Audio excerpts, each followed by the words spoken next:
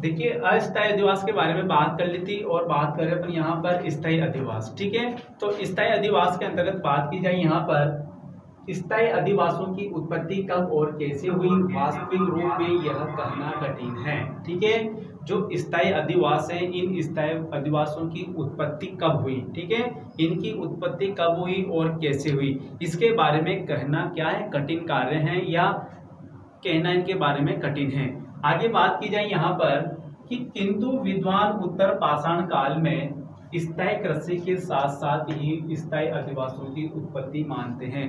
देखिए यहाँ पर बात की जाए अधिकांश विद्वानों के अनुसार कि जो स्थायी अधिवास है इन स्थायी अधिवासों की उत्पत्ति कब हुई, तो जो उत्तर पाषाण काल था इस उत्तर पाषाण काल के साथ कृषि कार्य करना प्रारंभ कर दिया था, मानव ने कृषि कार्य करना प्रारंभ कर दिया था उत्तर पाषाण काल में। उत्तर पाषाण काल के अंतर्गत मानव ने स्थायी रूप से कृषि करना प्रारंभ कर दिया और तभी से अधिकांश विद्वान स्थायी अधिवासों की उत्पत्ति मानते हैं।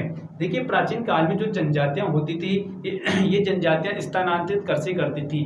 ठीक है, तो एक स्थान से दूसरे स्थान पर कुछ समय के लिए एक स्थान पर खेत बनाकर वहां पर कृषि कार्य करते थे, फिर 1-2 साल के बाद दूसरे स्थान पर जाकर कृषि कार्य करने लगे।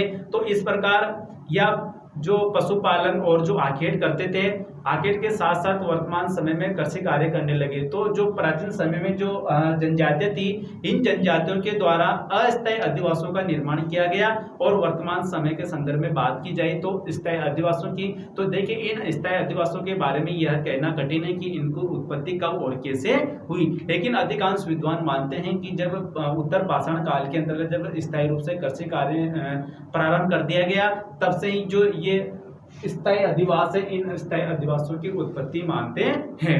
अतः कहा जा सकता है कि देखिए आगे बात की जाए यहाँ पर, अतः कहा जा सकता है कि मानव विकास के साथ साथ जब मानव का विकास हुआ, मानव विकास के साथ साथ उसने समूह में रहना, ठीक है, मानव के विकास के साथ साथ मानव कहाँ रहता था, समूह में रहने लगा और धीरे धीरे इस प्रकार स्थायी अधिवासों की उत्पत्ति हुई, या जब से मानव समूह के अंतर्गत रहने लगा तभी से स्थायी अधिवासों की उत्पत्ति मानी जाती है। आगे बात की जाए यहाँ पर मानव अधिवास मानव सभ्यता और संस्कृति के प्रतीक माने जाते हैं। जो अधिवास होते हैं, देखिए अधिवास 2 प्रकार के होते हैं, अस्थायी भी होते हैं और स्थायी भी होते हैं। जो अधिवास होते हैं ये मानव सभ्यता और संस्कृति के क्या माने जाते हैं, प्रतीक माने जाते हैं। मानव बस्ती का स्थायित्व निम्न बातों पर निर्भर करता है। जो मानव बस्ती होती है या जो मानव अधिवास होते हैं इनका जो स्थायित्व होता है ये निम्न बातों पर निर्भर करता है। अब बात कर लेते हैं कि वो कौन कौन सी बातें हैं जिनका स्थायित्व इन पर निर्भर करता है। ठीक है, तो देखिए नंबर 1 पर बात की जाए यहाँ पर स्थानीय सिंचित संसाधन, उस क्षेत्र विशेष में किस किस प्रकार के संसाधन पाए जाते हैं जिनका उपयोग मानव करता है। नंबर 1 की बात करते हैं यहाँ पर स्थानीय सिंचित संसाधन, क्षेत्र विशेष संसाधनों की बात कर रहे हैं अपन यहाँ पर।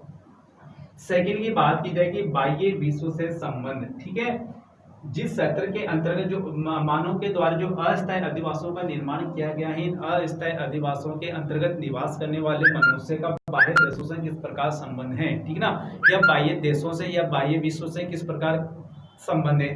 संबंधों की बात की जाए यहाँ पर तो सामाजिक संबंध की बात कर लेते हैं, आर्थिक की बात कर लेते हैं, राजनीतिक की बात कर लेते हैं, धार्मिक संबंधों की बातें कर लेते हैं अपन।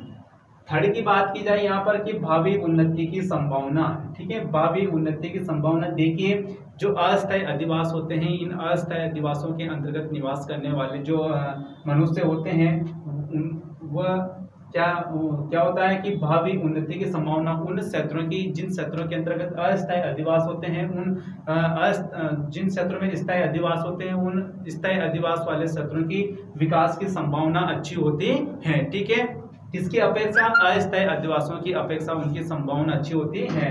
नंबर 4 की बात की जाए सुरक्षा।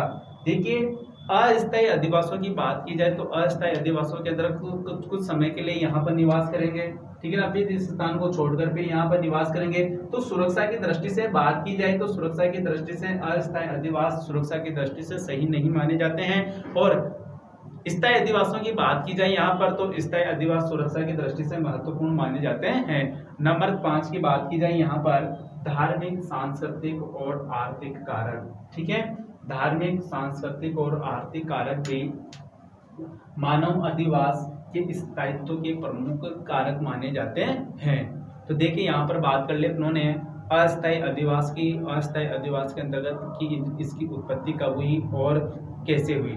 अधिकांश विद्वान मानते हैं कि जब पाषाण काल था, इस पाषाण काल के अंतर्गत जब मानव स्थायी रूप से कृषि कार्य करने लग गया और तभी से ही इनकी स्थायी अधिवासों की उत्पत्ति हुई। लेकिन यहाँ पर बात की जाए कि जो अधिवास है, अस्थायी अधिवास है और स्थायी अधिवास है, इनकी उत्पत्ति के प्रमुख क्या कारण थे। तो देखिए यहाँ पर बात की जाए कि जब प्रारंभिक समय में जो मनुष्य कृषि का वनों से पदार्थों का एकत्रीकरण करता था, वनों से जो उपज होती थी उस उपज का एकत्रीकरण करता था, उसके साथ साथ आखेट कार्य भी करता था। आखेट का अर्थ होता है यहाँ पर शिकार करना। उसी के साथ साथ धीरे धीरे पशुपालन करने लग गया और पशुपालन के साथ साथ कृषि कार्य में संलग्न हो गया। तो देखिए अपने स्वयं के निवास के लिए, अपने पशुओं की सुरक्षा के लिए और अनाज जो कृषि क्षेत्र में जो पैदावार होती थी उसका संग्रहण करने के लिए मानव को क्या आवासों की आवश्यकता पड़ी। तो मानव ने किस प्रकार के आवासों का निर्माण किया, स्थायी प्रकार के आवासों का निर्माण किया और अस्थायी आवासों का निर्माण भी किया। ठीक है, यहाँ पर अपनों ने कल बात की थी प्रोफेसर विडाल डी लाप्लास के अनुसार कि उन्होंने जो अधिवास है इस अधिवास को किस रूप में परिभाषित किया। तो देखिए विडाल डी लाप्लास के अनुसार यहाँ पर बात की जाए अधिवास की, तो उन्होंने कहा कि मानव द्वारा स्वयं के निवास के लिए और अपनी संपत्ति को रखने के लिए निर्मित संरचना को क्या कहा जाता है, अधिवास कहा जाता है। जो मनुष्य है इस मनुष्य के स्वयं के निवास के लिए और अपनी जो चल और अचल संपत्ति होती है, इस चल और अचल संपत्ति को सुरक्षित रखने के लिए आवासों का निर्माण किया जाता है। अब देखिए आगे यहाँ पर बात की जाए कि अधिवासों का वर्गीकरण। ठीक है, बात करेंगे यहाँ पर अधिवासों का वर्गीकरण। अगला टॉपिक अपना अधिवासों का वर्गीकरण।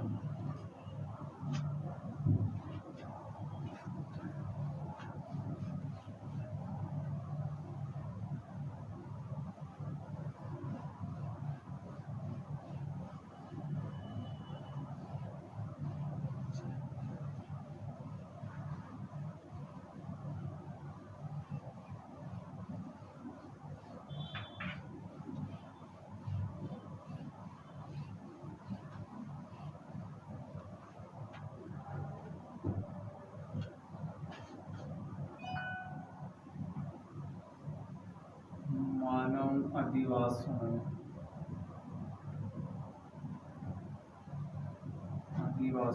का वर्गीकरण।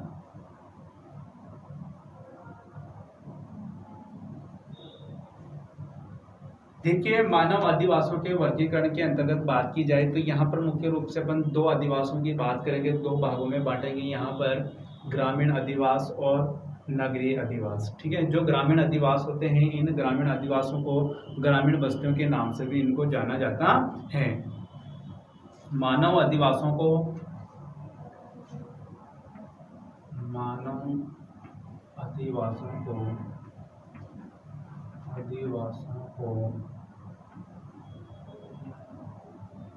प्राकृतिक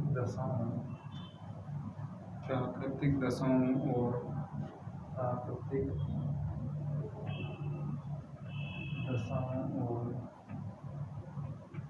आधारभूत कार्यों के आधार पर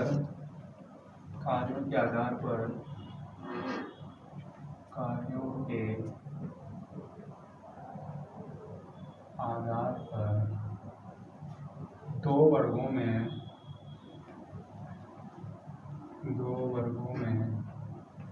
बांटा गया है।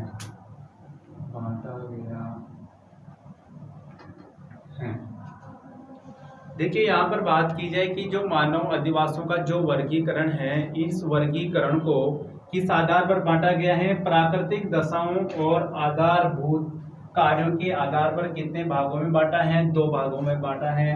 नंबर 1 की बात की जाए यहाँ पर किसके आधार पर, प्राकृतिक दशाओं, और सेकंड की बात की जाए यहाँ पर आधारभूत कार्यों के आधार पर कितने भागों में बांटा है, दो भागों में बांटा है। ठीक है, अब यहाँ पर बात की जाए कि दो भाग कौन कौन से हैं, तो देखिए नंबर 1 की बात करेंगे अपन यहाँ पर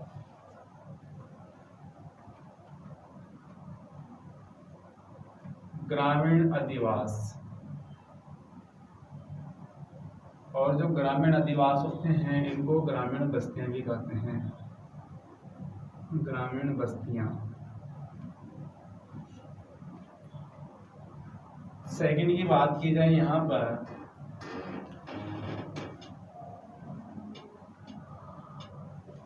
नगरीय अधिवास।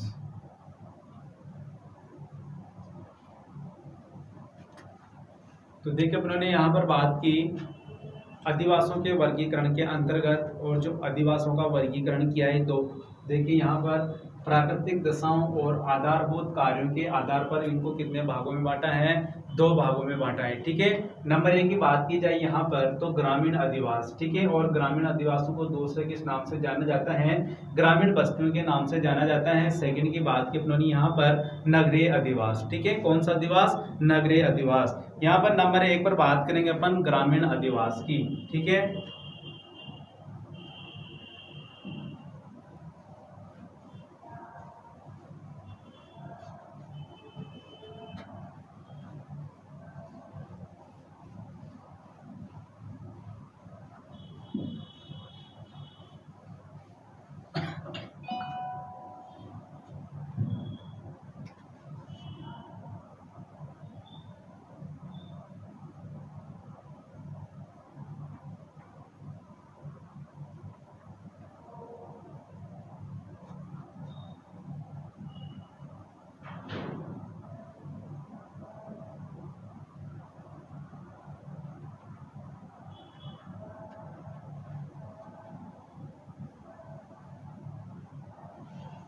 देखिए अपन यहाँ पर बात करेंगे ग्रामीण अधिवास या ग्रामीण बस्तियों के बारे में बात करेंगे।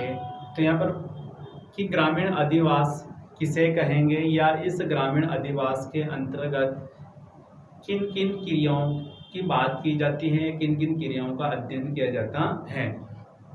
तो देखिए ग्रामीण अधिवास के अंतर्गत बात की जाए तो ग्रामीण अधिवास की अर्थव्यवस्था, ग्रामीण अधिवास की अर्थव्यवस्था प्राय प्राथमिक व्यवसायों पर निर्भर करती हैं। जो ग्रामीण अधिवास होते हैं, इन ग्रामीण अधिवासों की अगर अर्थव्यवस्था के बारे में बात की जाए तो ये प्राथमिक कार्यों में या प्राथमिक कार्यों में संलग्न होते हैं। ठीक है, यहाँ पर बात की जाए कि प्राथमिक कार्य कौन कौन से हैं। ठीक है, प्राथमिक कार्यों की बात की जाए यहाँ पर तो देखिए कृषि करना, पशुपालन, वनों से उपज एकत्रण करना, खनन करना और मछली पकड़ना, ये सब कार्य क्या माने जाते हैं, प्राथमिक आर्थिक क्रियाएं मानी जाती हैं। ठीक है, प्राथमिक आर्थिक क्रियाएं कौन कौन सी हैं, तो एक बार फिर देखते हैं अपन यहाँ पर ग्रामीण अधिवास के अंतर्गत।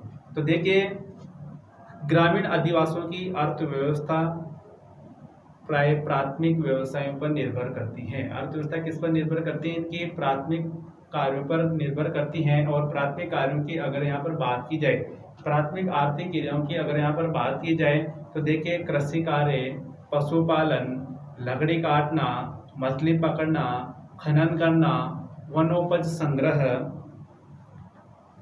आदि। अतः ग्रामीण अधिवास मुख्यतः भूमि के विदोहन पर आधारित होते हैं। जो ग्रामीण अधिवास होते हैं ये किस पर आधारित होते हैं, भूमि के विदोहन पर आधारित होते हैं। तो देखिए यहाँ पर लिख लेते हैं अपन यहाँ पर ग्रामीण अधिवास ग्रामीण अधिवास मुख्य रूप से प्राथमिक आर्थिक क्रियाएं जैसे हैं। मतलब जो अपन यहाँ पर बात करें, जो ग्रामीण अधिवास होते हैं या ग्रामीण जो बस्तियां होती हैं, ये बस्तियां किस पर निर्भर होती हैं, इन ग्रामीण बस्तियों की अगर अर्थव्यवस्था के बारे में बात की जाए, ठीक है ना, इनकी अर्थव्यवस्था के बारे में बात की जाए तो किस पर निर्भर करती हैं, प्राथमिक आर्थिक क्रियाओं पर निर्भर करती हैं। जो ग्रामीण अधिवास होते हैं, इन ग्रामीण अधिवासों की अगर अर्थव्यवस्था के बारे में बात की जाए तो इनकी अर्थव्यवस्था मुख्य रूप से किन पर निर्भर करती है, प्राथमिक आर्थिक क्रियाओं पर। ठीक है, अब देखिए यहाँ पर बात की जाए कि प्राथमिक आर्थिक क्रियाएं कौन कौन सी हैं। प्राथमिक आर्थिक क्रियाएं, प्राथमिक आर्थिक क्रियाएं प्राथमिक आर्थिक क्रियाओं की बात की जाए यहाँ पर तो देखिए कृषि, पशुपालन, लकड़ी काटना,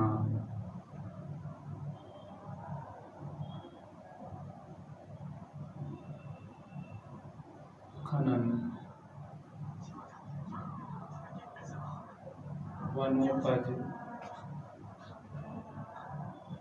वनोपज संग्रहण। ठीक है, देखिए कृषि करना, पशुपालन करना, लकड़ी काटना, मछली पकड़ना,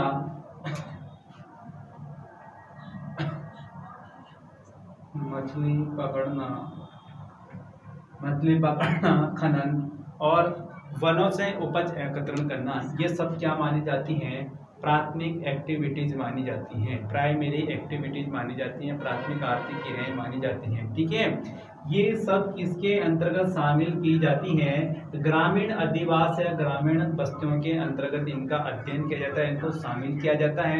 तो देखिए मुख्य रूप से कहा जा सकता है कि जो ग्रामीण अधिवास होते हैं, इन ग्रामीण अधिवासों के अंतर्गत मुख्यतः भूमि के विदोहन को शामिल किया जाता है। ठीक है, भूमि के विदोहन को मतलब भूमि के टुकड़ों को बांटकर उनका अध्ययन किसके अंतर्गत किया जाता है? प्राथमिक आर्थिक क्रियाओं के अंतर्गत किया जाता है। ठीक है, एक बार फिर बात कर लेते हैं अपन यहाँ पर ग्रामीण अधिवास की। ग्रामीण अधिवासियों की अर्थव्यवस्था, ग्रामीण जो अधिवास होते हैं इनकी अर्थव्यवस्था किस पर आधारित होती है? प्राथमिक आर्थिक क्रियाओं पर आधारित होती हैं। ठीक है, अब प्राथमिक आर्थिक क्रियाओं की अगर बात की जाए यहाँ पर कि प्राथमिक आर्थिक क्रियाएं कौन कौन सी हैं। ठीक है, तो देखिए नंबर 1 पर बात करेंगे अपन यहाँ पर कृषि कार्य। ठीक है, कौन सा कृषि कार्य किसके अंतर्गत शामिल किया जाता है? प्राथमिक आर्थिक क्रियाओं के अंतर्गत शामिल किया जाता है। ठीक है, सेकंड की बात की जाए यहाँ पर पशुपालन। ठीक है, पशुपालन पे किसके अंतर्गत शामिल किया जाता है? प्राथमिक आर्थिक क्रियाओं के अंतर्गत शामिल किया जाता है। उसके बाद मछली पकड़ना, मछली पकड़ने का कार्य भी किस प्रकार का है? प्राथमिक आर्थिक क्रियाओं का है।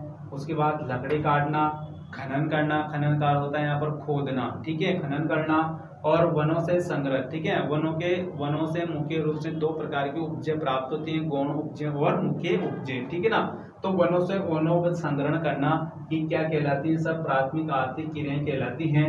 अतः कहा जा सकता है कि जो ग्रामीण अधिवास हैं, इन ग्रामीण अधिवासों के अंतर्गत भूमि के विदोहन को शामिल किया जाता है। अब यहाँ पर बात करेंगे अपन ग्रामीण अधिवासों के प्रकार। ठीक है, कि जो ग्रामीण अधिवास हैं इनके मुख्य रूप से कितने प्रकार होते हैं? तो देखिए प्रकारों की बात की जाए तो ग्रामीण अधिवास मुख्य रूप से 4 प्रकार के होते हैं। कितने प्रकार के होते हैं? 4 प्रकार के होते हैं। बात कर लेते हैं कि 4 प्रकार कौन कौन से हैं।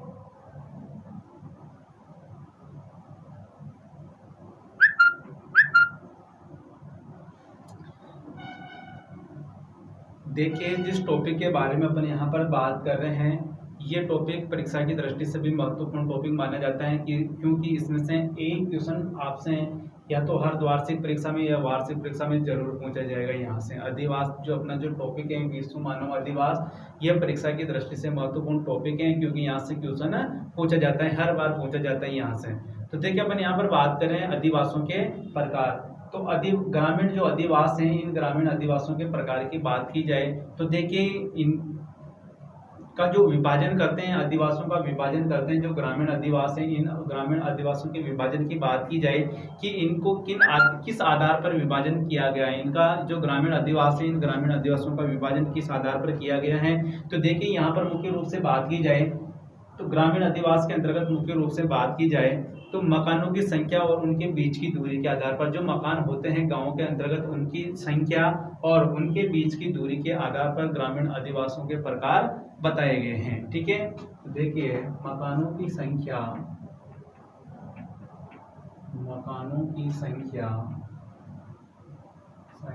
तथा उनके बीच की दूरी के आधार पर मकानों की संख्या तथा उनके बीच की दूरी के आधार पर किए गए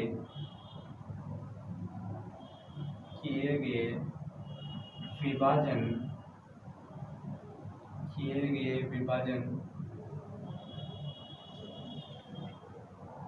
को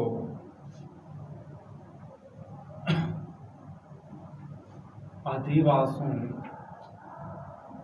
का प्रकार कहा जाता है।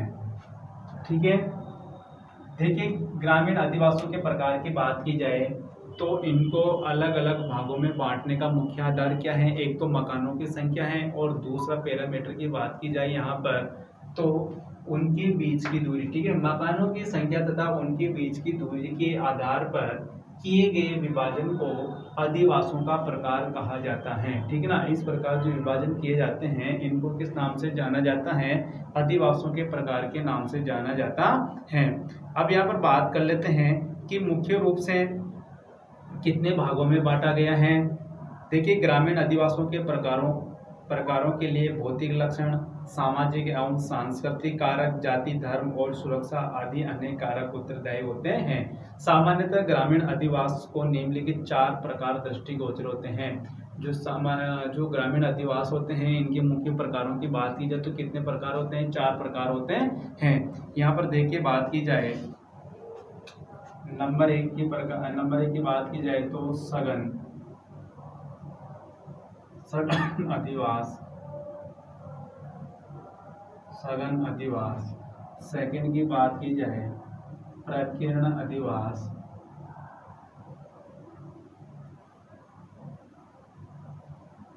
थर्ड की बात की जाए मिश्रित अधिवास।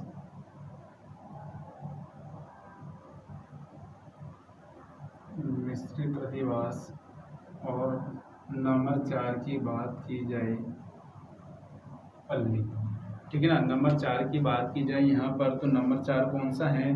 पल्ली अधिवास। ठीक है, तो देखिए जो ग्रामीण अधिवास हैं इन ग्रामीण अधिवासों को कितने भागों में बांटा है? 4 भागों में बांटा है। ठीक है, नंबर 1 की बात की जाए यहाँ पर सघन अधिवास। और जो सघन अधिवास होते हैं इन सघन अधिवासों को वंचित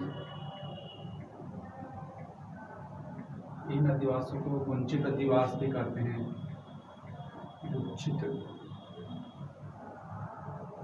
जो सघन अधिवास होते हैं इन सघन अधिवासों को दूसरे नाम से जाना जाता है, गुच्छित अधिवास के नाम से भी जाना जाता है। सेकंड की बात की अपनोनी यहाँ पर प्रकीर्ण। ठीक है ना, सेकंड की बात की प्रकीर्ण अधिवास और इनको दूसरे नाम से जाना जाता है एकांकी अधिवास।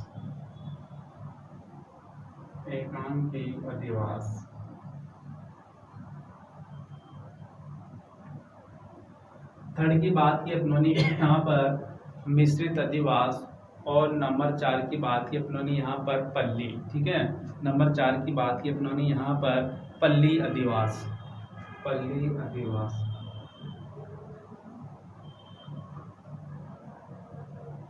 मुख्य रूप से कितने प्रकार के होते हैं? 4 प्रकार के होते हैं। ठीक है, अब यहाँ पर अपन सघन अधिवास की बात करेंगे, विस्तार से बात करेंगे।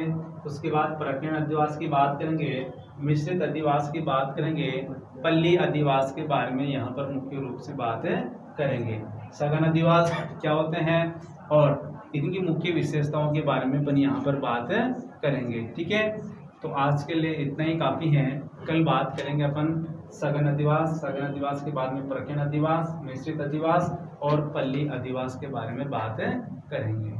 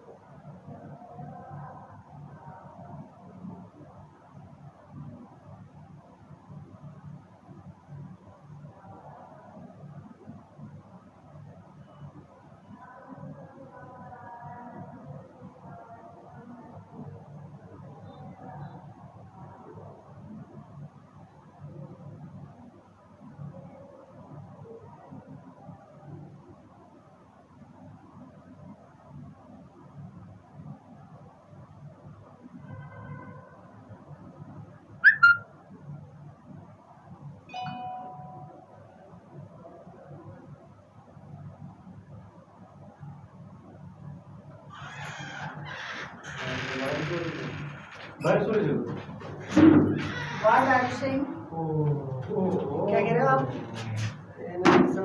क्लास में खत्म कर रहे हो? अरे यार 30 मिनट ही थी यार, आप बाहर जाते बात